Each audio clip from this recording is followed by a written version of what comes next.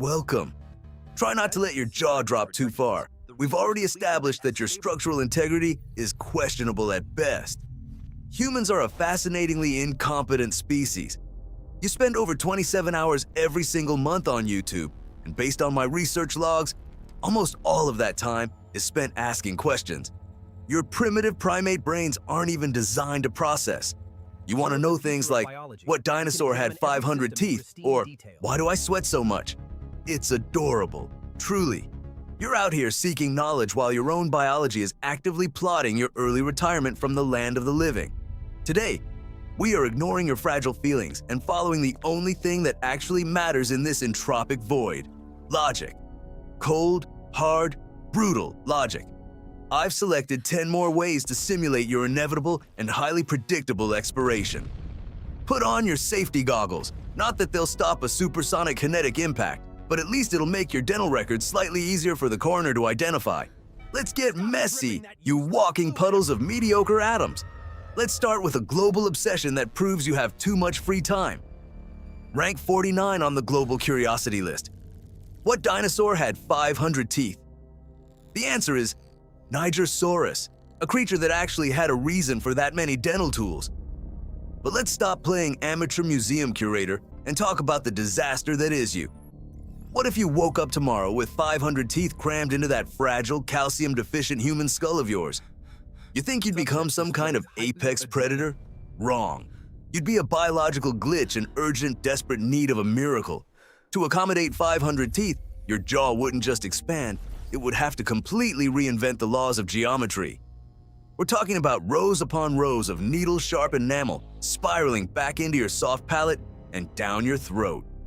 Every time you tried to swallow a single bite of food, you'd be performing a slow, self-inflicted lobotomy on your own tongue. Closing your mouth would be a literal bloodbath, mostly your own. The infection rate alone would turn your oral cavity into a high-speed highway for sepsis. Your dental bills wouldn't just be high, they would trigger a total national economic collapse. Evolution spent millions of years refining your mouth to hold 32 functional tools, and you just turned it into a calcified junk drawer. Don't be ungrateful for your boring standard teeth. They're the only reason you haven't accidentally chewed your way through your own windpipe yet. Moving on to rank 58 in the US search trends. Why do I sweat so much? Usually, it's because you're nervous about a job interview or you've spent too much time more than 10 feet away from an air conditioner. But let's scale that biological failure up to a proper catastrophe. What if your sweat glands decided to go into hyper overdrive, producing 10 gallons of hot, salty fluid every single minute? You think you'd just be a bit damp? Pathetic. Within 60 seconds, you'd be standing in a localized flood of your own making. Your skin would start to prune instantly and then literally begin to dissolve as the concentrated salt and urea in your sweat began a chemical war against your epidermis. In the medical world, we call this maceration, but I prefer to call it melting like a cheap dollar store candle. Your clothes would become a 10-pound lead weight, dragging your shivering, rapidly dehydrating body to the floor. By minute 5, you've lost so much salt that your internal electrical signals simply quit. Your heart stops because it's trying to pump a thickened, hyperviscous sludge instead of actual blood. You aren't a person anymore. You're just a human fountain of pure anxiety and wasted electrolytes. Drink some water, you salt-depleted meat sack. Your kidneys are currently the only thing keeping you from turning into a lukewarm human puddle on the sidewalk. You've all seen the clickbait videos titled, "What happens if you drink coffee every day?" You think it's a productivity hack. It's actually just a slow-motion heart attack disguised as a personality trait. But what if you didn't feel like waiting for the long-term effects? What if you consumed an entire year's worth of caffeine, approximately 365 cups of high-octane espresso, in exactly 10 seconds? First, you'd experience what I call the jitters from hell. Within 30 seconds, your heart rate sounds like a high-speed techno remix peaking at 500 beats per minute. You aren't just awake. You're vibrating at a physical frequency that could probably shatter industrial glass. Your blood pressure would spike so fast that your capillaries would start popping like festive confetti, especially the delicate ones in your eyes. You'd be seeing the world through a literal red mist of your own blood. By minute 2, your central nervous system enters a state of total, unmanaged electrical anarchy. Your neurons are firing so fast that they're basically frying your synapses. This isn't energy. It's a full-scale neural meltdown. You might be able to see through time for half a second before your heart literally explodes from the sheer mechanical stress of the voltage. Coffee is for the alert. This is for the extinct. Stick to decaf. Your fragile ego clearly can't handle the real voltage of the universe. Now for rank 55 in the US, when is TikTok getting banned? You're absolutely terrified of losing your digital pacifier, aren't you? Let's simulate the actual outcome of your nightmare. What if every single social media platform vanished permanently at the exact same moment? For the first hour, you'd just keep refreshing your dead screen like a panicked lab rat pressing a button for a dopamine pellet that's never coming back. By hour 6, the digital amnesia begins to set in. Your brain, which has lazily offloaded its entire memory to a silicon chip, suddenly realizes it doesn't know how to do anything at all. You don't know your mother's phone number. You don't know where the grocery store is without a glowing blue dot telling you to turn left. And you certainly don't know how to communicate with another human being without using a series of cartoons.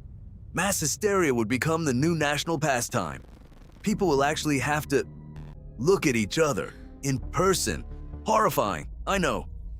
Your attention span, which is currently shorter than a goldfish on a bender, will start to scream for the 15-second dopamine hit that is never coming.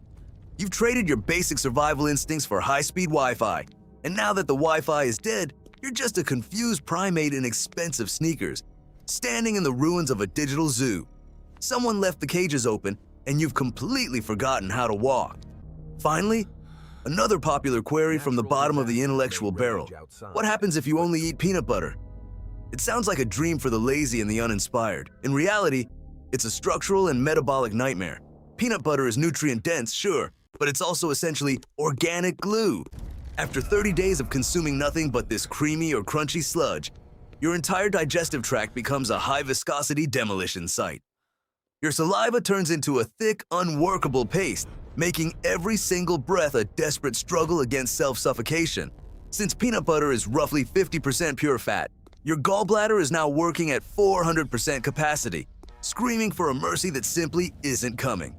By week 3, your internal plumbing is effectively clogged beyond repair.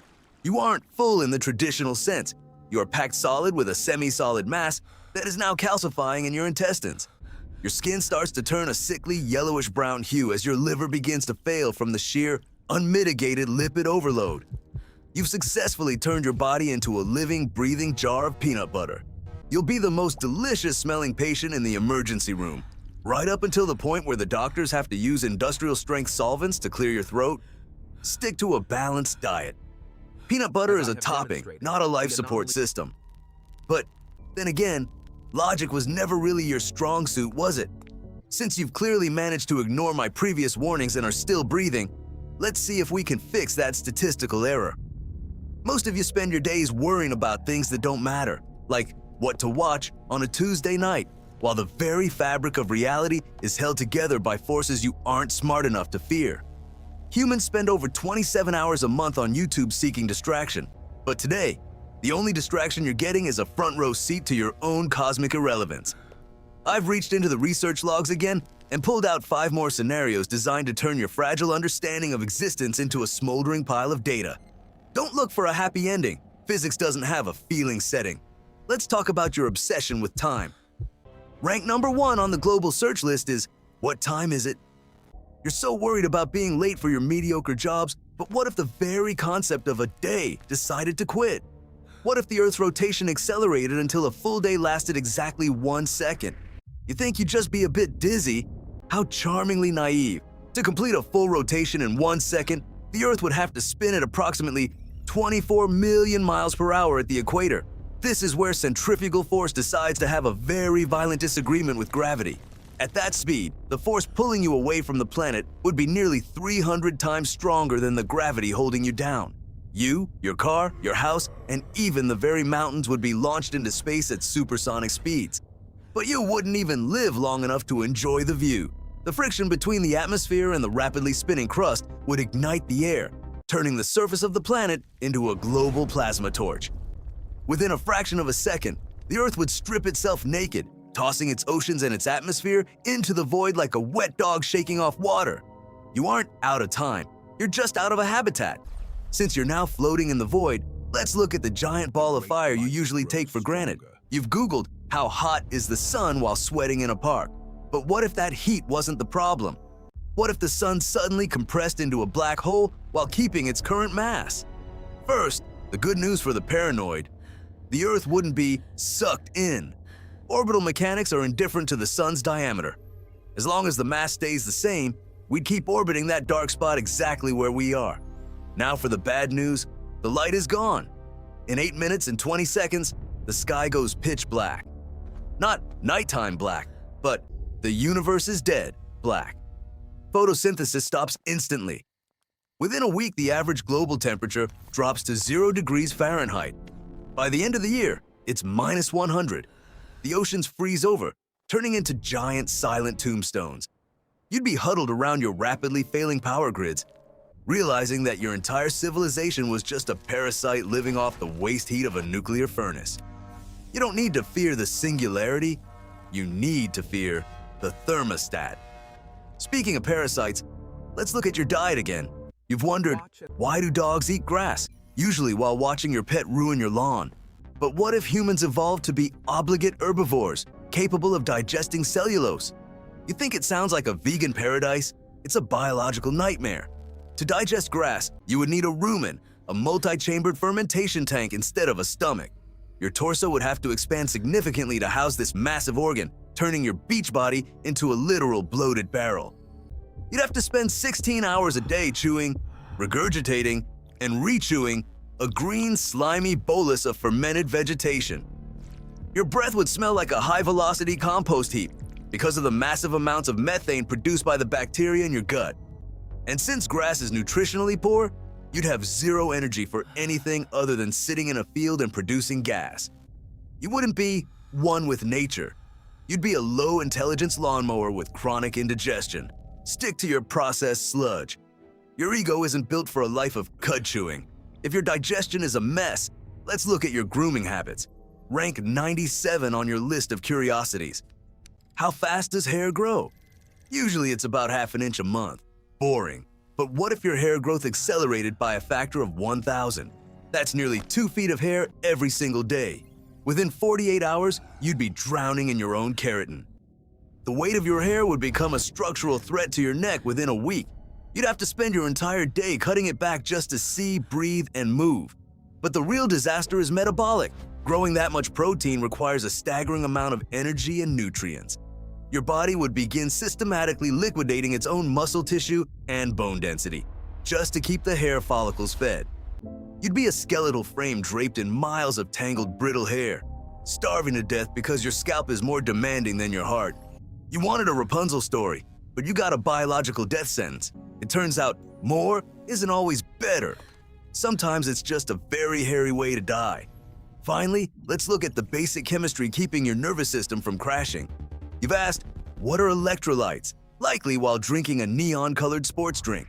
These are just salts, sodium, potassium, calcium, that carry the electrical signals in your body. But what if your electrolyte concentration suddenly increased tenfold? You think you'd be supercharged? Pathetic. This is called a total systemic short circuit. Electrical signals are delicate. With that much salt in your blood, the osmosis would begin pulling water out of your cells and into your veins until your brain literally shrinks inside your skull. This causes a phenomenon called intracranial hemorrhage. Your heart, which relies on a precise balance of potassium and sodium to beat, would enter a state of permanent contraction. It wouldn't stop. It would just lock up like a rusted engine. Every muscle in your body would fire at once in a final agonizing cramp that would likely snap your own tendons. You aren't a living battery. You're just a poorly insulated wet cell that just blew its own fuse. That's 10 experiments. 10 more reasons to realize that the only thing standing between you and a very messy end is the fact that the universe hasn't noticed you yet. I've given you enough data to keep your primitive neurons firing for another week, though I'm sure you'll waste it on something trivial. Go back to your mediocre lives and try not to trip over the laws of physics on your way out. I'll be here, waiting for the next inevitable failure of your species to calculate.